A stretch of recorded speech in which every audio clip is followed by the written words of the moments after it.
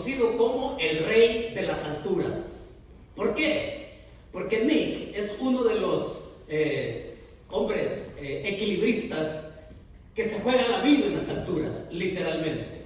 Este es el hombre que cruzó el Gran Cañón a través de un cable, ¿ya?, cumpliendo una hazaña que posteriormente también lo iba a hacer en otra ocasión, ahí en las cataratas del Niágara. De igual manera, él, a través de un cable, él pudo cruzar las cataratas del Niágara.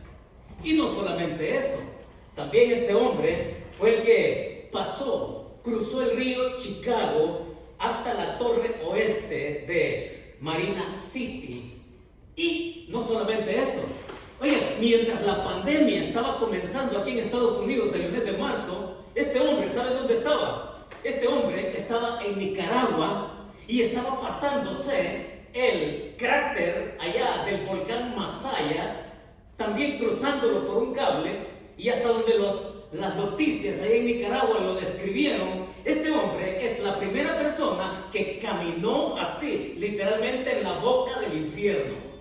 Ahí a 547 metros de altura, Nick Wallenda atravesó el cráter donde allá en un lago de lava incandescente, y este hombre, equipado con una mascarilla y con un tanque de oxígeno por los gases tóxicos de la lava, lo cruzó. Y ustedes se preguntarán, bueno, y este no tiene nada que hacer para andar haciendo semejante cosa.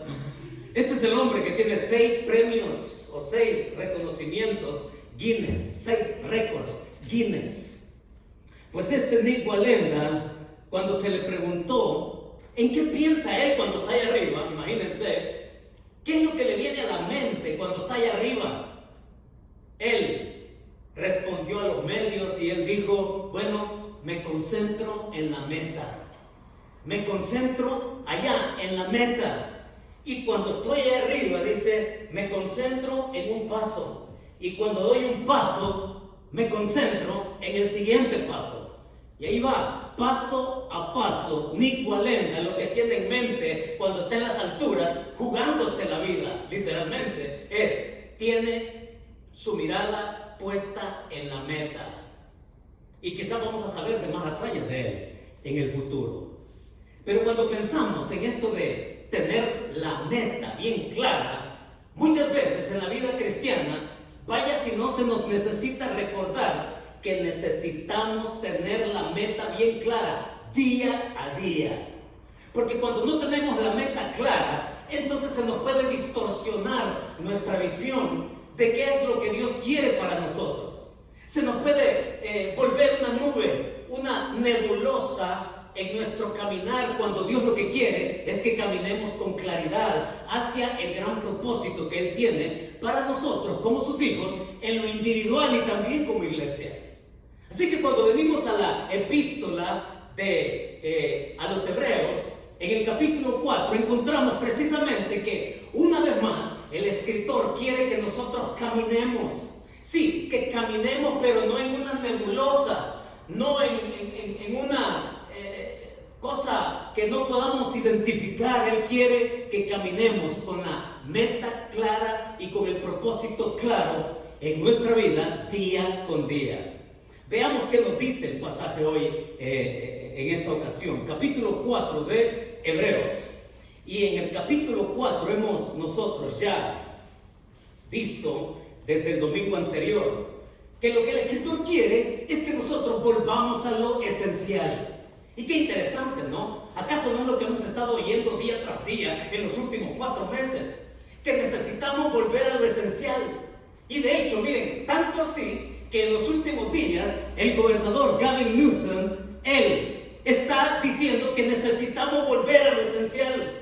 Y entonces lo que él había dicho de abrir el estado y de abrir restaurantes y bares y playas, ahora él se retrata y retrocede, porque él dice, necesitamos volver a lo esencial. Y lo esencial es a resguardarnos, a no andar ahí como que de party en party, ¿no? Y entonces, ¿quién tiene la culpa de todo esto? ¿Lo tiene el gobierno? ¿Lo tiene Rusia? ¿Lo tiene la I? No, lo tenemos nosotros por no entender cómo es la cosa. O sea, cuando volvemos a al tema de lo esencial, miren, el escritor nos va a decir que también los cristianos necesitamos retornar a lo esencial. Pero Dios no es que se retracte como el gobernador, que se retracta porque hay que regresar a lo esencial. No, es a partir de lo esencial, nos va a decir el escritor, que se puede avanzar, que se puede seguir adelante y que se puede caminar con claridad en el propósito y la meta que Dios tiene para nosotros. ¿Quiere descubrirlo conmigo? Capítulo 4 de Hebreos. Y en el capítulo 4 encontramos un agregado que, qué interesante, ahora el escritor va a mencionar a otro líder de la familia del pueblo de Israel. Ya hablamos de Moisés, ahora va a hablar de Aarón. Y Aarón es el hermano de Moisés, de la familia líder del pueblo de Israel, aquel pueblo que salió de Egipto. Y aquí en el capítulo 4, el escritor va a decir que Jesús es superior a Aarón y que es superior al sacerdocio de Aarón. Y aquí vamos a encontrar en los versículos del 14, del capítulo 4, verso 12 al 16, lo que Él nos dice para que hoy nosotros nos enteremos de lo que el Señor quiere. Así que yo le pregunto a usted, de entrada, ¿qué clase de audiencia nosotros queremos ser? Porque les quiero decir algo, mis hermanos. Tengo que decirles esto. Hay muchas iglesias, y quizás la nuestra también, en inglés y en español, donde la audiencia, cada uno tiene que definirse qué clase de audiencia es la que tenemos aquí el día de hoy. Porque si somos la audiencia, esa indiferente, oiga, no vamos a ir muy lejos. Esa audiencia donde, pues me entra por aquí y me sale por acá, ¿no? ¿Qué tipo de audiencia es la que nosotros somos? ¿Es una audiencia desinteresada? ¿Es una audiencia indiferente? ¿Es una audiencia crítica donde yo estoy buscando ver en qué está mal lo que se está haciendo? ¿Somos una audiencia escéptica que quién sabe si eso es cierto? ¿Somos una audiencia que nos mostramos hasta con cinismo o con burla al decir, quién sabe que Dios puede hacer eso también? ¿Qué clase de audiencia somos? Porque el autor está buscando que su audiencia sea una audiencia que esté con el corazón puesto en lo que Él va a compartir. Y es la clase de audiencia que Dios también busca de nosotros. Y lo que va a decir en el versículo 12 al versículo 13 nos lleva al primer principio de lo que es esencial. Y note de qué manera, ¿no? Ahí en el versículo 12 dice así, lo tiene a la vista conmigo. Dice así, porque la palabra de Dios es viva y eficaz, y más cortante que toda espada de dos filos, y penetra hasta partir el alma y el espíritu, las coyunturas y los tuétanos, y discierne los pensamientos y las intenciones del corazón, y no hay cosa creada que no sea manifiesta en su presencia. Antes bien, todas las cosas están desnudas y abiertas a los ojos de aquel a quien tenemos que dar cuenta. El primer principio que el escritor nos dice a una audiencia que abre su corazón para decir, Señor, habla, que yo te quiero oír, es este principio, mis hermanos. La gracia de Dios es preventiva. La gracia de Dios es preventiva. Y prestemos atención, por favor, a estas palabras que están señaladas aquí en el verso 12. Dice que esta palabra es viva, ¿sí? Es viva porque viene del Dios vivo, del Dios que es eterno, del Dios que no cambia y que consecuentemente su palabra tampoco cambia. No podemos regatear la palabra porque esta palabra es viva porque procede del Dios vivo. Y esta palabra viva, mis hermanos, es la que expresa su voluntad y su propósito de manera clara, de tal manera que ninguno de nosotros le quede la menor duda de lo que Dios quiere de cada uno de nosotros. Es viva. Y es también, dice, eficaz. Esa otra palabra, por favor, mire si la subraya o si la circula, porque la palabra eficaz acá es la misma palabra que se traduce como poderosa. Es eficaz porque también esta palabra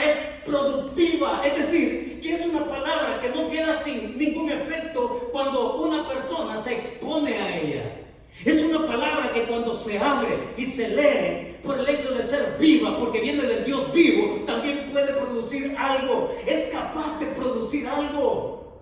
Y aquí el escritor nos lleva entonces hasta dónde es que esta palabra es capaz de llegar. Y noten de qué manera lo describe. Dice que penetra, sí, produce un efecto. Sí, esta palabra desde la parte más dura, y lo pone como un ejemplo, la parte anatómica, ¿no? Desde la parte más dura, los huesos, hasta la parte más blanda. Esta palabra es capaz de llegar hasta lo más recóndito del ser, es decir, el alma, el espíritu, el ser inmaterial. ¿Ya? Es una palabra capaz de recorrer el ser completo y entonces allá tener un efecto que solamente es posible por la palabra de Dios. Esto no es, hermanos, no es una colección de dichos bonitos, ¿verdad? Esto no se trata de una literatura avanzada y bonita y atractiva y de dichos célebres nada más, como algunos dicen. No, es palabra de Dios. ¿Podemos entender eso? Hermanos, es palabra de Dios y por lo tanto el propósito suyo aquí lo tenemos claro. Tan claro entonces que es capaz de cambiarnos. Es capaz de cambiar nuestra manera de pensar, nuestra perspectiva. ¿Acaso no es cierto que cuando nosotros no éramos hijos de Dios, veníamos con una mentalidad tan distorsionada que hasta que venimos a Cristo nos damos cuenta cuán equivocados estábamos? De pensar de que aquello que era malo, que nos parecía normal, nos damos cuenta que es pecado y que a Dios no le agrada. Y eso es lo interesante, porque esta palabra es tan viva que Dios nos va a decir no a lo que Él no y a lo que Él no le gusta, y nos va a decir sí a lo que a Él le agrada. De hecho, a veces hasta nos confundimos porque pensamos que cuando Dios dice no es porque tiene algo contra mí. No, no es cierto. Miren, incluso desde la misma creación, allá con Adán y Eva, cuando estaban en el estado más ideal, en el Edén, Dios le dice a Adán y Eva: del árbol aquel ustedes no van a comer. Dios se vuelve preventivo y su no en aquel momento, desde el principio de la creación, fue para protegerlos a ellos. Así es la gracia de Dios. Desde el principio del mundo, Dios manifestó su gracia para que hoy también nosotros podamos entender cuán preventiva es su palabra. Su palabra con Adán fue y con Eva fue: no, de ese árbol no van a comer. Los estaba protegiendo. Y ahora con nosotros su palabra nos va a decir no a lo que a Él no le gusta, y nos va a decir sí a lo que a Él sí le gusta y le complace.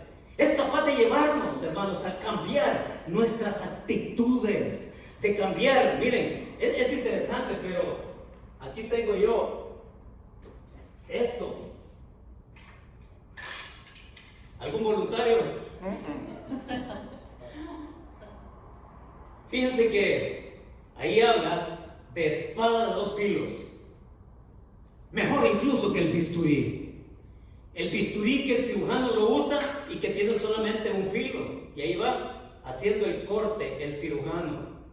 No, pero esta palabra de Dios tiene doble filo, es decir, que va cortando de los dos lados y se va metiendo y va cortando todo lo que va encontrando al lado, y cuando mete y cuando saca igual. Mis hermanos,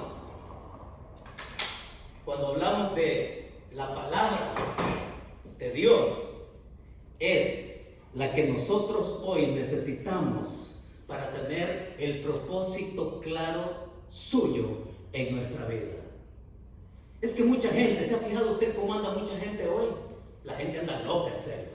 Esto de la pandemia, del encierro y del estrés y de tanto, mire, la gente ni se aguanta ella misma.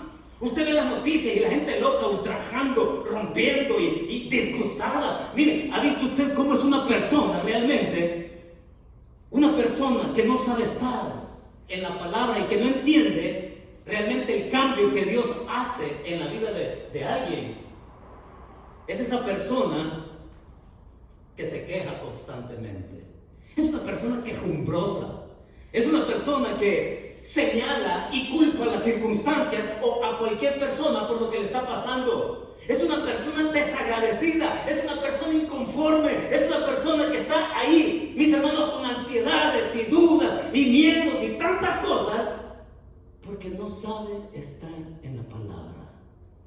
Porque es la palabra que dice, echando toda vuestra ansiedad sobre Él, porque Él tiene cuidado de vosotros. Yo lo comparo siempre a un semáforo. Porque dígame, si usted va apresurado y en la calle manejando, y si usted va apurado y si va desesperado, dígame, se encuentra con el semáforo en rojo. Hay circunstancias que yo no controlo. Y por muy enojado que esté, y por muy ansioso que ande, y por muy apresurado y tarde que llegue, oiga, yo no puedo hacer nada para que ese semáforo en rojo dure lo que tenga que durar. ¿Y qué tengo que hacer yo entonces? ¿Complicarme más mi vida? No, simplemente ¿qué tengo que hacer? Esperar. Esperar a que cambie. Yo no tengo el control del color rojo, pero sí tengo control de mis acciones, y tengo control de mis emociones, y tengo control de mis decisiones.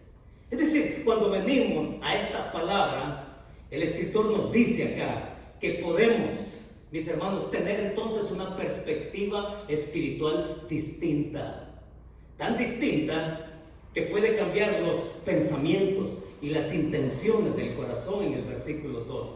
Luego en el versículo 13 nos lleva algo más. Note la palabra con que comienza el verso 13. Y esta palabra y conecta con algo más que la escritura realiza. Y no hay cosa creada que no sea manifiesta en su presencia.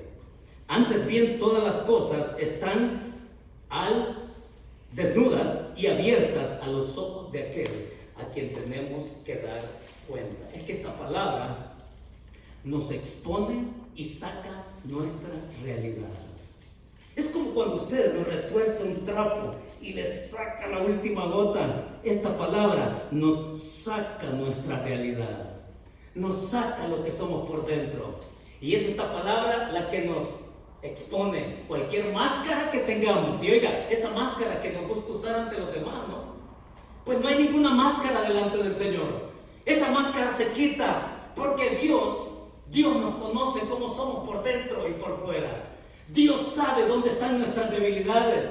Dios conoce así en detalle, al punto que está diciendo el escritor que nos va a tocar presentarnos delante de Él al desnudo, y que va a ser expuesto de tal manera que no podemos nosotros entonces pensar que hoy no le debemos dejar espacio a esta palabra para que me cambie. Ahora hay que decir algo, porque en el versículo 13, si bien todas las cosas están al descubierto y abiertas a los ojos de aquel a quien tenemos que dar cuenta, oiga, el apóstol Pablo ahí en Corintios, él dice que es necesario que todos comparezcamos ante el tribunal de Cristo. Ningún cristiano, y el contexto, mis hermanos, tiene que ver precisamente con creyentes de fe, que nos vamos a presentar delante de Él y vamos a rendir cuentas. Es inevitable el tribunal de Cristo, es inevitable. Como para que hoy nosotros no tengamos la disposición de decir: Señor, para llegar menos expuesto allá, cámbiame ahora. Ahora, esto de esta palabra nos quita las máscaras.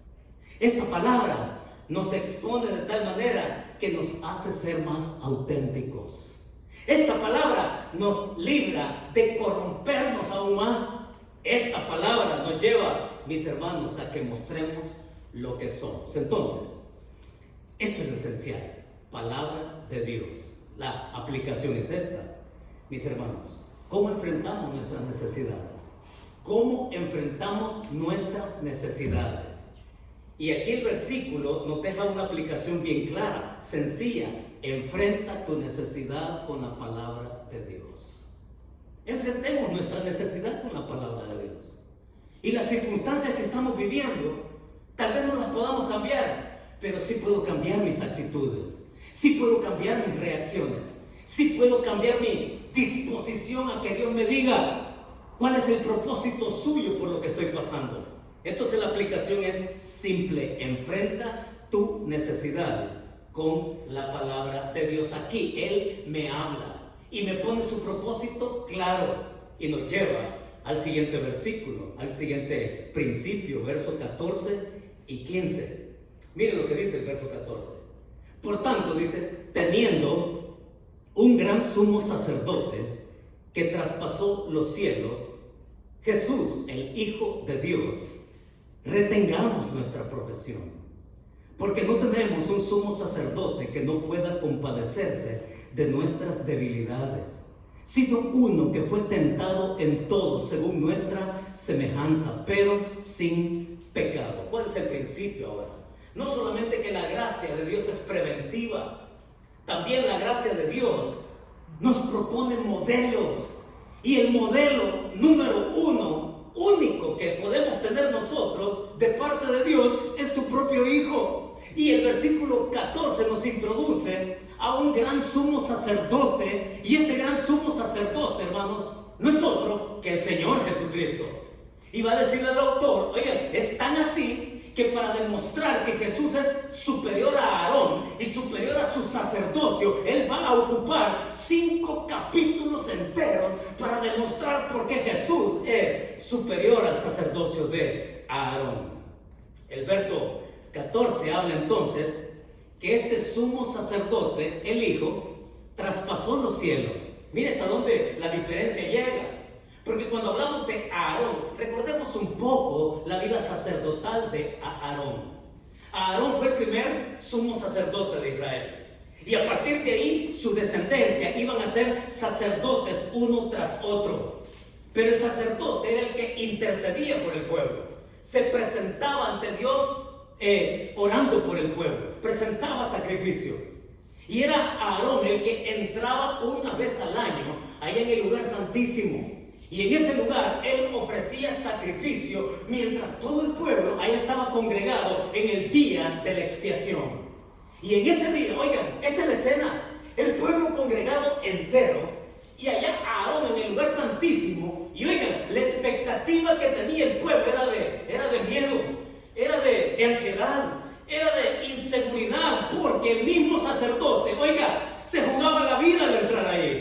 El sacerdote Aarón entraba al lugar santísimo, entraba al propiciatorio, aquella arca derramaba la sangre cubría el propiciatorio. Y mientras tanto el pueblo allá afuera esperando que éste saliera. Y si no salía, oiga, significaba que entonces el sacerdote había muerto. Y si no salía, significaba que el pueblo no había obtenido la gracia de Dios en el perdón que esperaba. Pero cuando el sacerdote salía de ahí vivo, oiga, cuando el sacerdote salía vivo del lugar santísimo, el pueblo se gozaba, el pueblo agradecía, el pueblo entraba en júbilo porque significaba que Dios les había perdonado.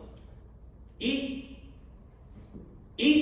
lo que seguía era, pues ahí nos vemos el siguiente año, en el próximo día de expiación, y así año tras año. Eso era lo que hacía el sumo sacerdote. El sacerdote que año tras año en el calendario ofrecía sacrificio por el pueblo. Pero este sumo sacerdote es distinto. Jesús dice que este traspasó los cielos. El sacerdocio de Jesús es inmensamente superior al de Aarón, porque Jesús lo hizo una vez y para siempre, desde su trono, su eternidad. Y mis hermanos, vaya superioridad, ¿no?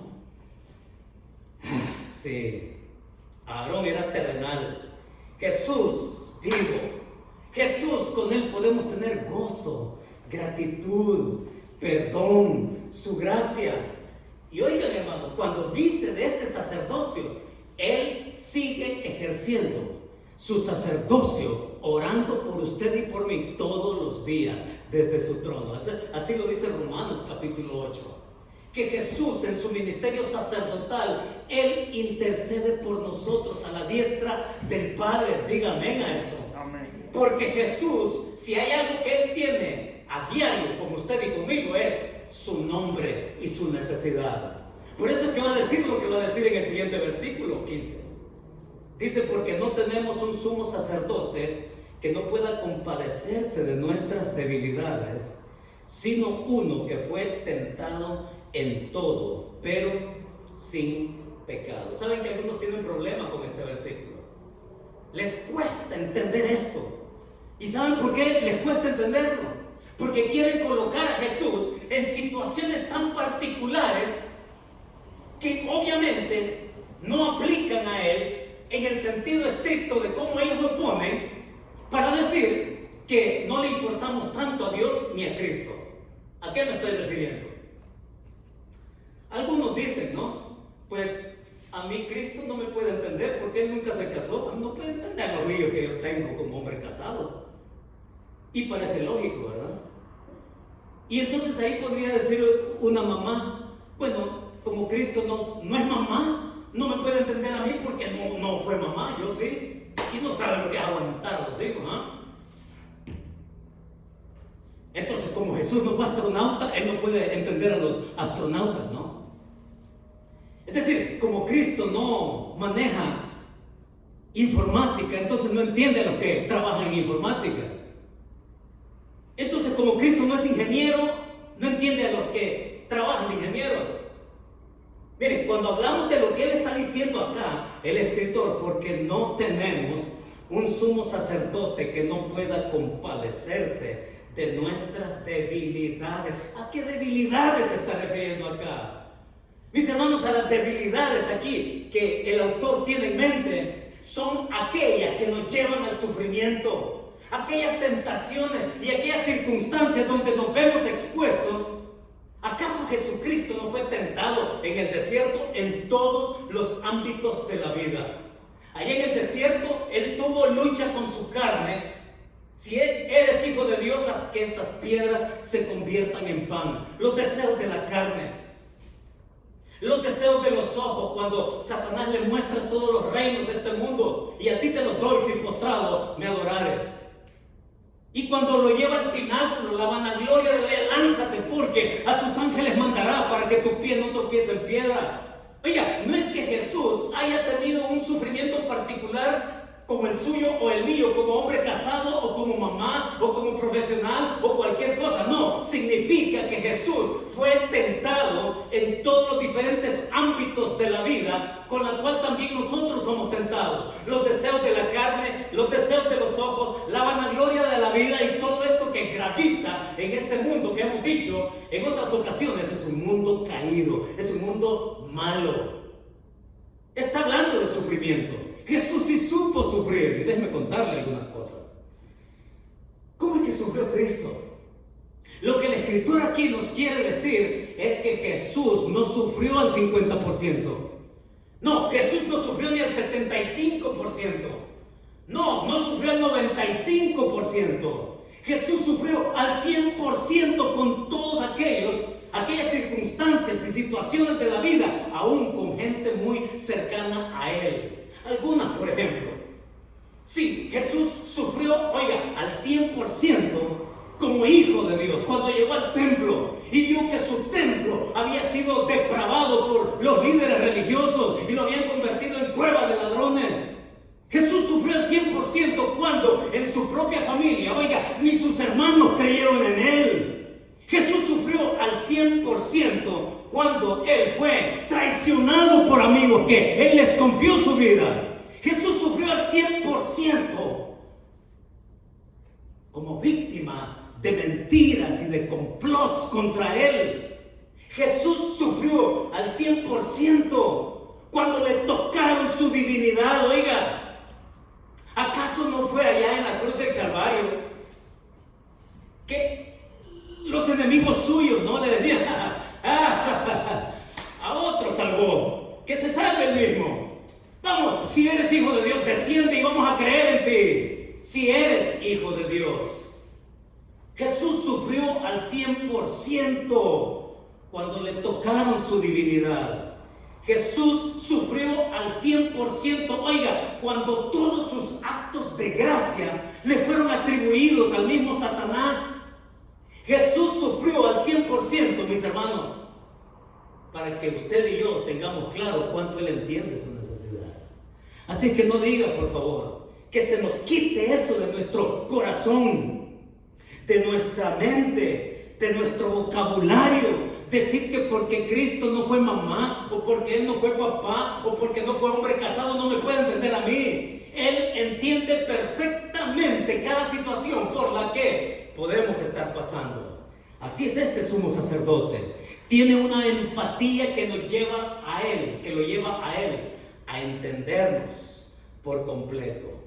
Ahora, fíjense cómo en el versículo 16, versículo 14 y 15, nos da un mandato.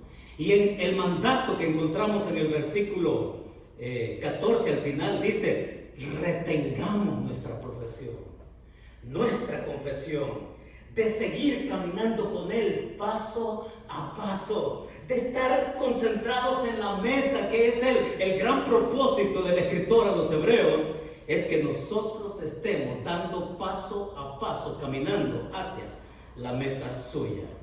Entonces, ¿cuál es, mis hermanos? Este sacerdote que ora, que intercede. Entonces, ¿cuál es la aplicación sencilla de este pasaje? Versículo 14 y 15, es esta: también enfrenta tu necesidad con oración. Tan simple, ¿no? Volver a lo esencial.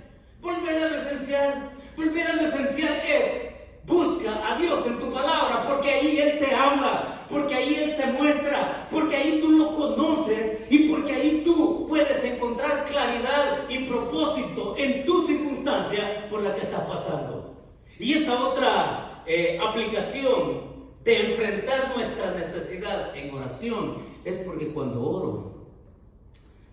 oro, yo le muestro a Él mi necesidad, yo le hablo a Él, y Él, mis hermanos, nos recibe en nuestra debilidad. ¿Y sabe qué? Quizás usted podrá pensar y decir: no, pero es que estoy enojado. Pues dígale al Señor que está enojado, ¿ya? Pero es que estoy triste. Pues dígale al Señor que está triste, perdón. Es que me siento, pues dígale al Señor que se siente mal, ya, pero dígaselo, búsquelo en oración, y que Él entonces va a inclinar su oído para fortalecerlo y mostrarle aún más su gracia. Mis hermanos, el gran problema de los cristianos hoy es que no estamos en la palabra y no estamos orando. La vida apresurada nos ha secuestrado a todos. Y por eso es que nos lleva ahí al versículo 16, en el último principio del día de hoy. Dice así el versículo 16, hermanos, ¿están conmigo todavía? Dice así: acerquémonos pues confiadamente al trono de la gracia, para alcanzar misericordia y hallar gracia para el oportuno socorro. ¿Qué es el tercer principio? La gracia de Dios nos provee acceso continuo. Qué lindo, ¿no?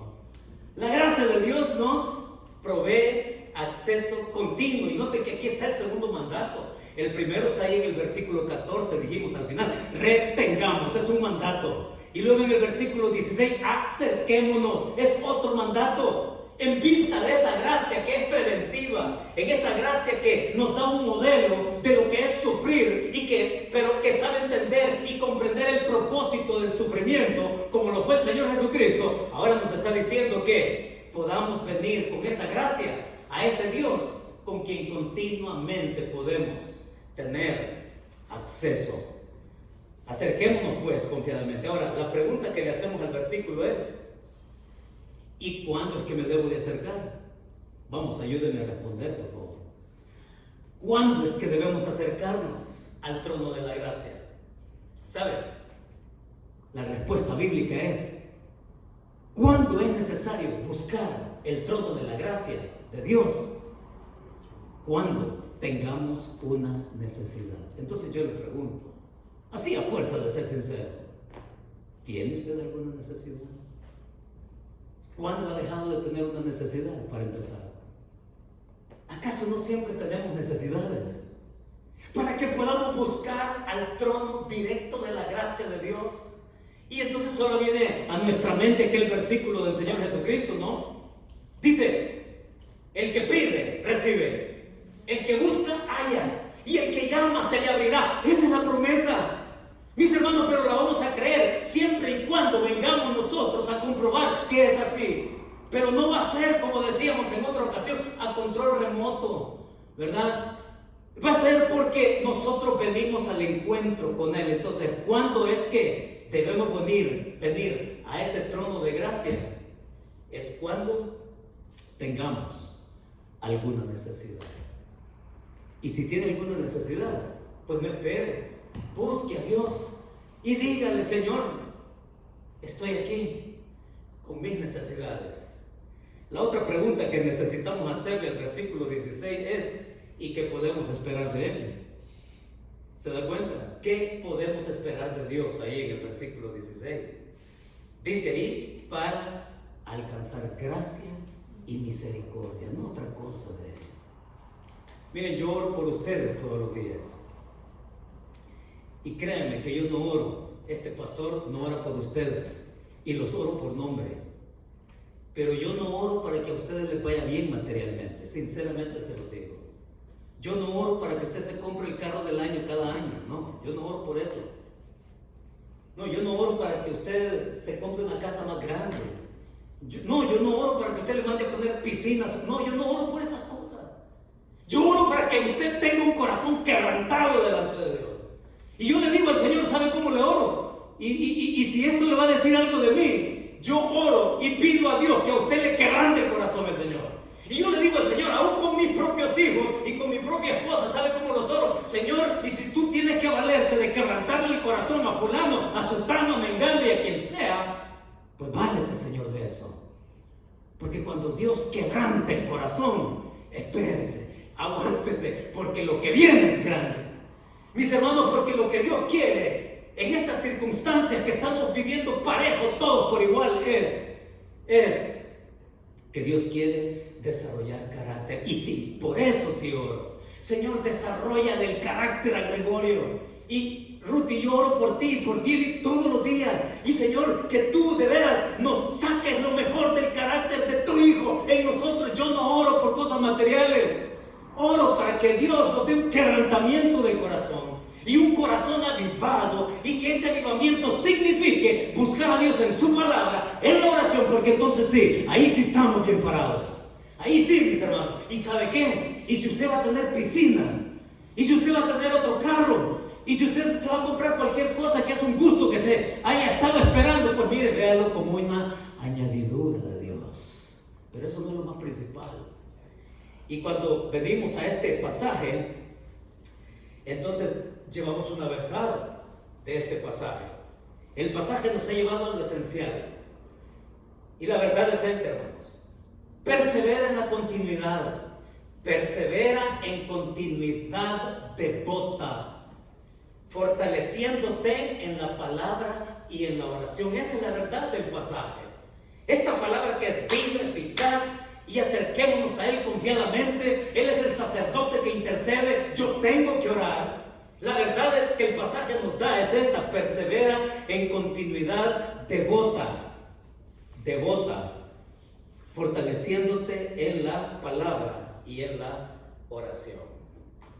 Mis hermanos, cuando nosotros, siempre que fallamos en esto de la continuidad, siempre que fallamos en mantener la continuidad en algo importante, miren, también se pierde el enfoque.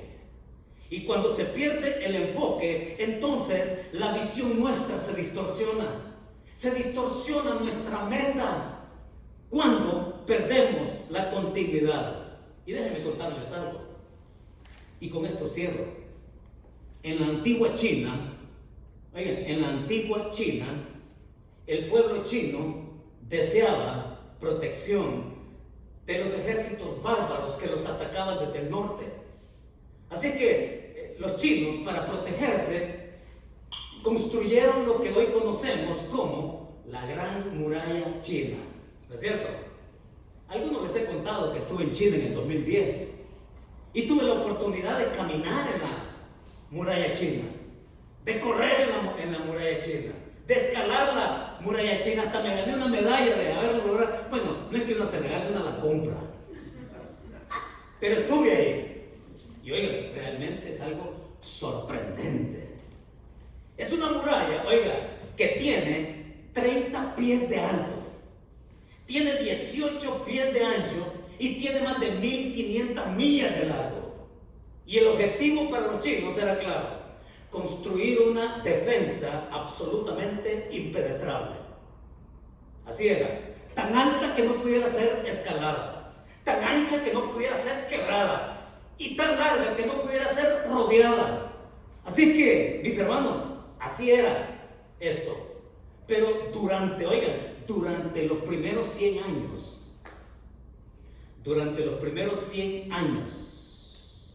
una vez que la muralla fue terminada, China fue invadida 3 veces con éxito. Pero el fallo no estuvo en la muralla. No. De hecho, las 3 invasiones que sufrió China por los ejércitos bárbaros, ellos nunca tuvieron que treparla. Ellos nunca tuvieron que quebrarla. Ellos nunca tuvieron que rodearla. ¿Sabe qué? Simplemente sobornaron a un centinela. Sobornaron a un centinela que estaba de guardia y luego entraron a través de una puerta que estaba abierta de par en par. Y cuando pienso en eso, pienso que muchas veces nosotros los cristianos, cuando descuidamos nuestra propia vida de lo que es estar en la palabra y de lo que es orar, óigalo y recíbanlo así, porque así es. Quedamos a expensas del enemigo, de puertas abiertas de par en par. Cuando usted no ora y cuando usted no está en la palabra, créame, usted está en la peor condición vulnerable que alguien puede estar. Así que la gran lección y la gran verdad del día de hoy es, mis hermanos, retornemos a la palabra, retornemos a la oración. Vaya usted y cierre su día hoy orando, leyendo la Biblia. Comience mañana orando en la palabra. No deje la puerta abierta, no se autosecuestre y no permita quedar a expensas del enemigo para hacer estragos en nuestra vida. Recordemos la meta y recordemos que Dios, el Dios de gracia, nos da su gracia que es preventiva. Nos da a su Hijo como modelo y también nosotros podemos acceder a esa gracia continuamente cuando le buscamos. Vamos a orar. Señor, muchas gracias. Muchas gracias, Señor, por esta palabra viva y por realidades que cada uno, Señor, tiene, en la que esta palabra se aplica a nosotros. Señor, oramos para que tu Espíritu Santo, el Dios Espíritu Santo, nos tome para que vengamos a tu palabra inspirada, Señor. Que podamos ahí entender también tu propósito, la meta que tú nos has puesto. Puestos los ojos en Jesús. Señor, que no perdamos el paso contigo. Que no perdamos, Señor, nuestra continuidad al estar en tu palabra y en la oración. Que de ahí venga el despertamiento de nuestra vida. Que de ahí venga, Señor, el avivamiento que tú quieres que tengamos. Y que cada uno sepa responder a tu gracia, Señor, a la que nos ha llamado en fe. Y que nuestra perseverancia se base en conocerte y en exponerte, Señor, nuestra necesidad al buscarte en oración. Señor, válete de lo que tengas que valerte para que vengamos a rendirnos a ti y que podamos ser hijos sumisos, perseverantes en tu gracia. Es así como nos encomendamos a ti el día de hoy. Y es así en que también tenemos la mejor expectativa Señor, de lo que puede pasar al mantenernos en una continua vida devota en tu presencia. Guíanos, Señor, para ser transformados a la imagen de tu Hijo, en Cristo Jesús.